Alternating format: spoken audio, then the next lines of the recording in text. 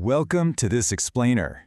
You know, when we think of the Aztecs, our minds usually jump straight to two totally opposite extremes: breathtaking, gleaming cities and incredibly brutal sacrifices. Today, we're going to put on our historian hats and dive into primary sources to figure out how on earth these two jarring realities actually coexisted. It's a fascinating story. So, here is our syllabus for today. We'll be looking at the Florentine Codex, the Aztec paradox of beauty and blood, their education systems, the Great Flower Wars debate, and finally, the Spanish conquest. Section 1. The Florentine Codex, a lost masterpiece. To really understand the Aztecs, we have to know where our facts actually come from, and this particular document is the absolute cornerstone of everything we know. It's honestly incredible that this massive 2,400-page masterpiece even exists today. In the 1570s, the Spanish crown essentially outlawed the preservation of indigenous culture. They demanded that all research be confiscated and destroyed.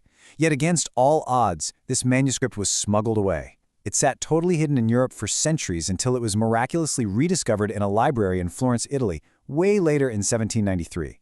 Without that sheer stroke of luck, so much of what we know about the Aztecs would just be gone forever. The mastermind who spearheaded this project was a Spanish friar named Bernardino de Sahagun. But here's the thing, he absolutely did not do it alone.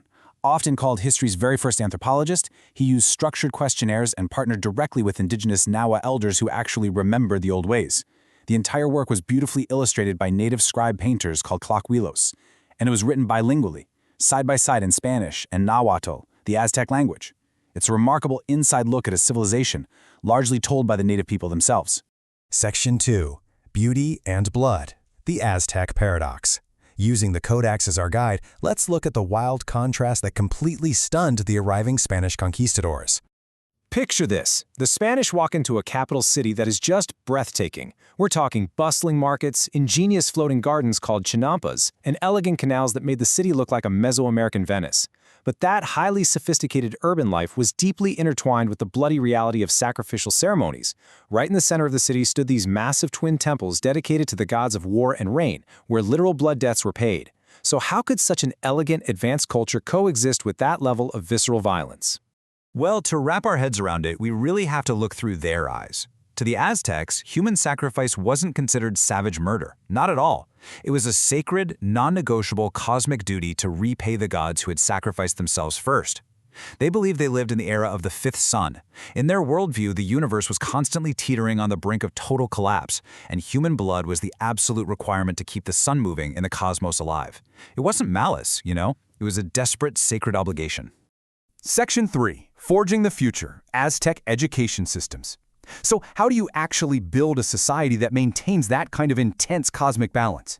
You have to look at how they systematically educated their youth to embrace these exact roles. Every single child had a highly structured path. If you were a commoner, you headed to the Telpocaya, where your education focused heavily on agriculture, physical labor, and practical fighting styles. Nobles, on the other hand, went to the Calmecac.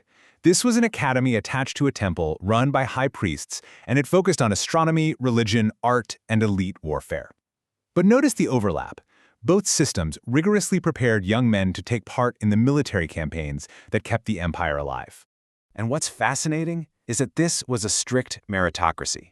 Even a commoner could ascend to the legendary elite ranks of the Eagle or Jaguar Warriors, as long as they proved themselves in combat. But here's the catch. You couldn't just kill people. To get promoted, you had to capture 4 or more enemies alive. Bringing back live captives for sacrifice was the ultimate goal. These fierce shock troops were then initiated at the astonishing rock-carved temples of Malinalco, which acted as their ceremonial training ground. Section 4. The Flower Wars, a scholarly debate. Which brings us to the Cuāuhtli, or Flower Wars, a topic that has modern historians and anthropologists arguing to this day. Here is the big puzzle. The Aztecs engaged in massive, highly ritualized pitched battles against nearby states, like Tlaxcala.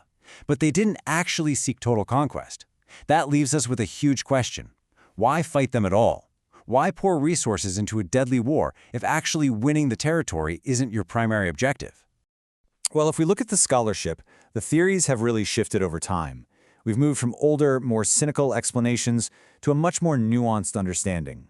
Michael Harner once argued it was for dietary protein, though that's largely dismissed today. Barbara Price suggested it boosted military morale during border stalemates. Ross Hassig looked at it through a geopolitical lens, arguing it was essentially a strategy of attrition and political propaganda. But lately, historians are pushing back against these strictly secular explanations. Modern scholars, like Caroline Dodds-Pennock, urge us to look deeper. She argues that trying to separate Aztec secular politics from their religion is a huge mistake. The Flower Wars were genuine, profound religious acts. They were a necessary way to secure those vital sacrificial captives needed to sustain the cosmos, while simultaneously serving as the ultimate real-world training ground for young warriors trying to prove their merit. Section 5. The Spanish Conquest. The Native Perspective.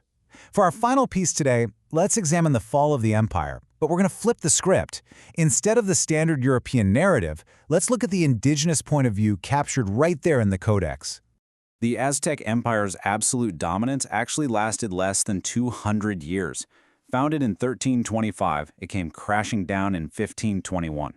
It was ultimately undone by a devastating combination of Spanish steel, gunpowder, European diseases, and crucially, the massive alliances the Spanish made with rival indigenous groups who had been subjugated or targeted in those flower wars for decades. But native accounts don't just dwell on the defeat. They highlight their own fierce, larger-than-life heroes. Take Cuāuhtli. He was an elite Otomi warrior defending his city who literally hurled massive stones at Spanish ships.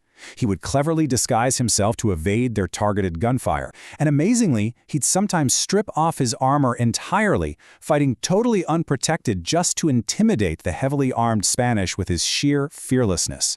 He's immortalized in the Florentine Codex as the ultimate symbol of indigenous resistance. But following the siege, the Spanish quite literally built their brand new city right on top of the ruins of the Aztec religious and educational systems. It was a brutal, enforced cultural replacement. They sought to wipe out Aztec customs, language, and religion entirely. Those great schools we talked about, the Commacac and Telpocalli, were replaced with open chapels designed to force Christian doctrine onto the surviving native population. So knowing that this incredible, sophisticated worldview only survived because the Florentine Codex was hidden away against all odds, it really makes you wonder, what other ancient cultures have we entirely misunderstood? If our views of the Aztecs were shaped for centuries by the exact people who conquered them, how many other brilliant, complex societies have been lost to the biases of history? Definitely something to keep in mind the next time you read about ancient civilizations.